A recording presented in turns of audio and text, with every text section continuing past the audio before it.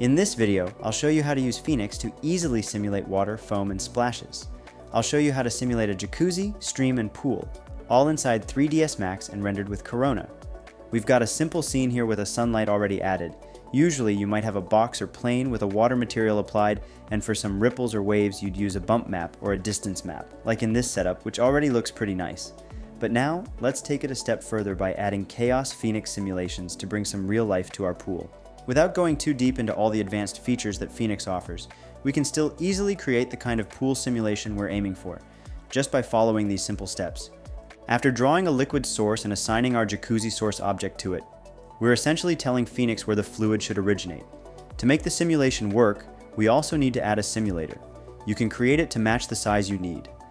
In the settings, we'll start the simulation a bit earlier than our timeline so everything looks nice and settled right from the beginning of the animation. To simulate the water in the defined area, set the options to jammed both. Next, enable initial fill to begin the simulation with pre-existing water, and make sure to turn off fill up for ocean.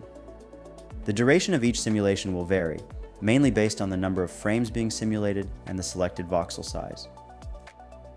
We'll repeat the process of creating the liquid source for our stream simulation by drawing it in the scene, and then assign our pre-made object to it in order to simulate the stream.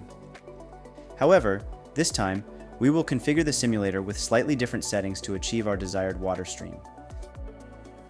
First, we will set the steps per frame to 4. This adjustment will help prevent a chaotic or torn appearance in the water. To enhance realism and aesthetic appeal, we will activate both the foam particles and the splash mist options.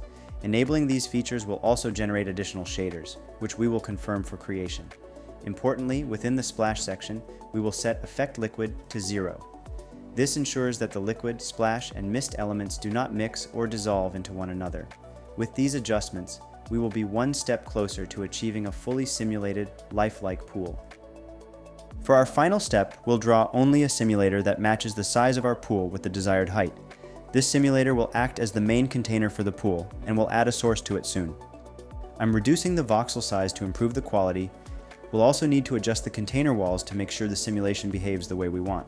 Next, I'm introducing the simulated stream to the Cascade simulator. This allows us to combine multiple simulations and use the stream as a source for the pool. To add existing water to the pool right from the start, we'll enable initial fill up and increase the steps per frame for a smoother result. We'll also enable foam and splash mist and fine-tune their settings just like we did for the stream simulation. These effects help enhance the visual connection between the stream and the pool. Now we can see the pool water being simulated and interacting naturally with the incoming stream.